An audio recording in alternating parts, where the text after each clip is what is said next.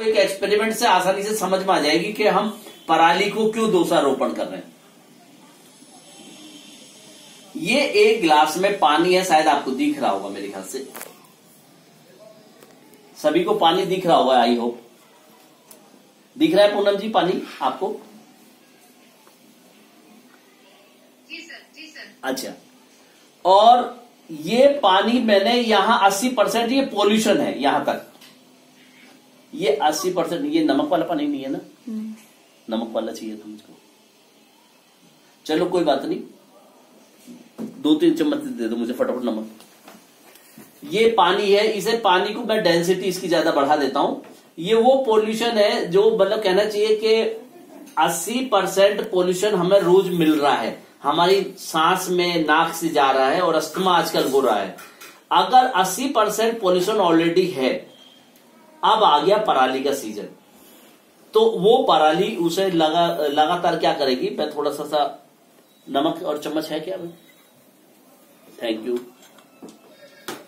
अगर मैं इसमें जरा सा नमक डाल दूं, ये एक्सपेरिमेंट को दिखाने के लिए डाला जा रहा है नमक, ताकि इसकी डेंसिटी बढ़ जाए और मैं आपको समझा सकूं कि पराली का मतलब क्या है। कुछ नहीं है, इसे समझ लीजिए। इसको जब मैंने डाल दिया इसमें नमक, ये नमक के कई सारे एक्सपेरिमेंट भी बच्चे कर सकते हैं, आसानी से समझ सकते हैं, लेकिन फिर भी मैं इसे पराली को समझाने की कोशिश कर रहा हूं कि पराली है क्या चीज। मैंने इसमें नमक डाल दिया और नमक डालने के बाद इसकी डेंसिटी बढ़ गई। जो मृत सागर होता है ना, जिसमें पानी में तैर जाते हैं, ये वो वाला डेंसिटी वाला। तो पोल्यूशन हमारा 80% ऑलरेडी है, लिमिट सीमा को क्रॉस कर रहा है। अब ये पराली का, ये समझ लो थोड़ा सा लाल रंग जो है ये पराली है। अगर मैंने इस पराली को इसमें डाला,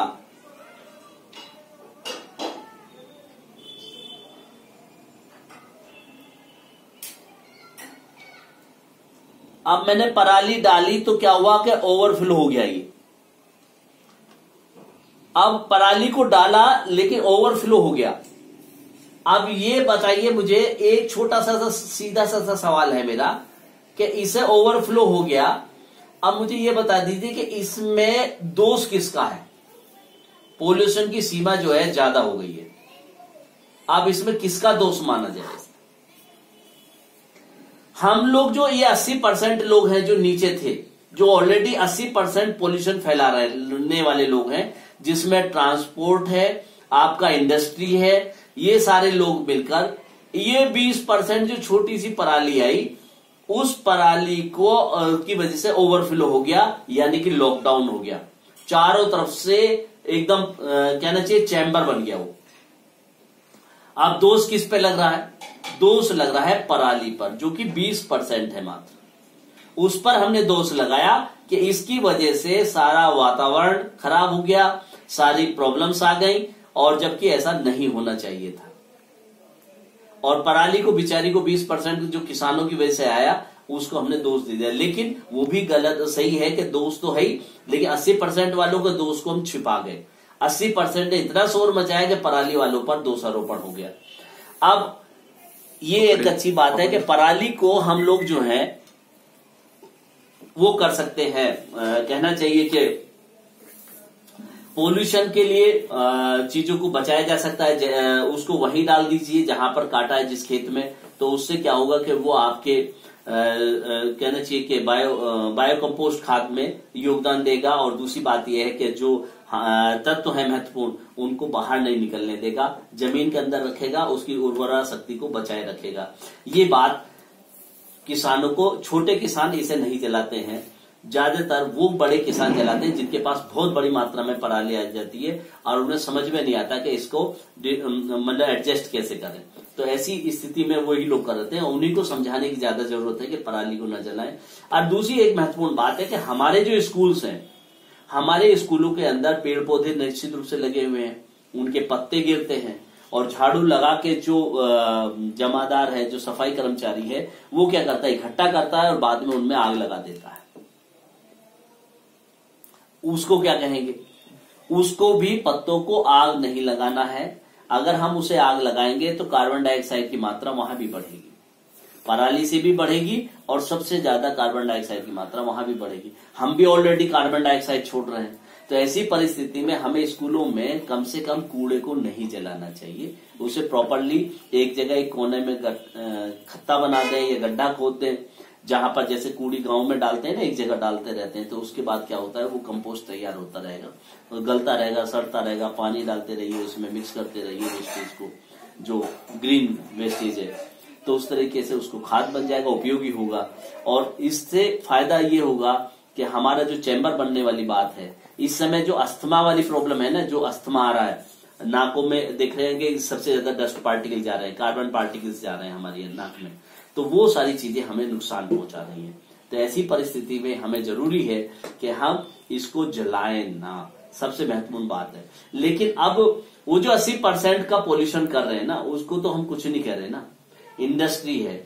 सुबह उठने के बाद में जिस तरह से रोड़े बजरपुर और ईंटों को, पत्थरों को जो ग्राइंड करके जो है, जिस तरीके से जब उसमें धुआं निकलता है सुबह के वक्त में, क्योंकि दिन में तो अधिकारी घूमते हैं, तो वो क्या करते हैं सुबह सुबह चलाते हैं उसको। और सुबह इतना आप देखिए बिजली बम्बा बाईपास पर जब जागरण से उस चौक पर डालते हैं, कई बार मैंने देखा है उस रास्ते को गुजरते समय, मॉर्निंग के वक्त में इतना ज्यादा धुआं होता है कि सारा चैम्बर एक तरीके से लॉक हो जाता है उस एरिया का। और उसके आसपास जो कई सारे गांव पड़ते हैं, फतेहपुर है, जाहिदपुर है, आपका जुर्रानपुर है, कई सारे गांव हैं और बहजोट है, ये सारे गांवों के ऊपर का आसमान जो है टोटली काला हो जाता है उससे। ये मैंने प्रैक्टिकली देखा है, मैं उतनी बात कर रहा हूँ जो मैंने खुद देखा है। अब उसको कोई कहने वाला नहीं है, कोई सुनने वाला नहीं है, और सुबह के वक्त में वो जलाते हैं उसको, तो किसी को अधिकारी को भी नहीं दिखाई देता, क्योंकि अधिकारी जब जाते हैं तो 10-11 बजे के बाद निकलते हैं, तो उस समय वहां बिल्कुल शांत वातावरण होता है, तब वो दिखता भी नहीं, धूप निकल रही होती है तो पता भी नहीं चलता कि क्या हो गया यहाँ पर और किसकी वजह से ये इतना धुआं हो रहा है। तो ऐसी जो घटनाएं घटती हैं ये हमें इस समय में अस्थमा वालों को बहुत दिक्कत आती है सांस लेने में, तो इसका भी ध्यान रखना पड़ेगा अस्थमा वालों को भी कि इस चैम्बर में और इस तरह के पौधे हम लगाएं बचने के लिए, कि जिससे हमें पोल्यूशन कम से कम हो। फाइकस है और कई सारे बहुत सारे पौधे हैं, आप किसी नर्सरी पे जाएंगे तो दे देगा पोल्यूशन वाले पौधे कौन कौन से हैं, 4-5 हैं, नहीं तो मैं एक लिस्ट बना लेंगे उसकी, उससे भी बाद में दे दूंगा सबको व्हाट्सएप पे भी भेज सकते हैं। उस लिस्ट से उस पौधों को आप घरों में रखेंगे तो आपका जितना भी कहने से पोल्यूटेड एरिया है, एयर है, वो आपको रिफाइंड हो जाएगी और आपके घर के अंदर की वातावरण हवा भी शुद्ध हो जाएगी। अब ये बिल्कुल वैसा ही हो रहा है जैसे किसानों के साथ अत्याचार होता है। पहले खेत जुतवाते हैं, सारे जो नाइट्रोजन है, फास्फोरस है, सल्फेट है, सल्फर है, ये सब बाहर निकल जाता है। फिर उसे भरने के लिए यूरिया, डाई और सल्फर और ये सब डालते हैं। जब एक्सेस हो जाता है फिर जब गेहूं या जो भी जो है वो काला पड़ जाता है। जब काला पड़ जाता है फिर उसका लिए समाधान के फिर केमिकल डालते हैं। वो किसान बेचारा मारा जाता रहता है वो केमिकल डालकर, और उसका नुकसान क्या है। इसलिए जंगली खेती, नेचुरल खेती करिए, जहां पर ना आपको खाद डालने की जरूरत है ना कुछ भी करने की जरूरत है। जो घास काटी है, जो पराली है, वो भी वही डाल दीजिए। जो जमीन जगह जगह पे जहां आपको पौधे लगाने हैं, जहां फल लगाने, जहां सब्जी लगानी है, वहां आप लगा लीजिए। आप अपने घर में भी लगाए, क्योंकि आत्मनिर्भर बनने की जरूरत है। अपने घर में भी अगर साफ सब्जियां रखेंगे तो बहुत बढ़िया होगा। एक छोटा सा उदाहरण और मैं बताना चाहता हूँ। अपने घरों में आपके अगर यदि अमरूद का पेड़ है, ये जामुन का पेड़ है, कचनार या कन्हेर का पेड़ है, तो इन पेड़ों की जो पत्तियां हैं इनको देखिए, आज ही देखिए, अभी इस लेक्चर के बाद में या स्कूल में लग रहा हो तो देखिएगा। आपके जो पत्ते हैं इस पे काले काले पॉइंट्स लगे हुए हैं, काले काले दाग धब्बे से लगे हुए हैं, कार्बन पार्टिकल्स जम गए हैं इस समय में। लॉकडाउन के दौरान में मैंने दोनों वीडियो ली हुई है। लॉकडाउन के दौरान में वो पत्ते बिल्कुल ऐसे लग रहे थे किसी ने जैसे सर्फ से धो दिए, बिल्कुल बहुत ही सुंदर हरे रंग के।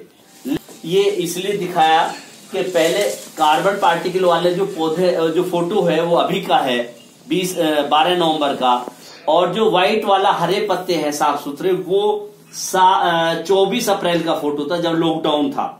तो मैंने अपने ऑफिस में जो अमरूद का पेड़ लगाया दोनों टाइप का लिया, क्योंकि पिछले साल दिवाली पर जो चैम्बर का फोटोग्राफी मैंने की थी वो बहुत ही खतरनाक थी।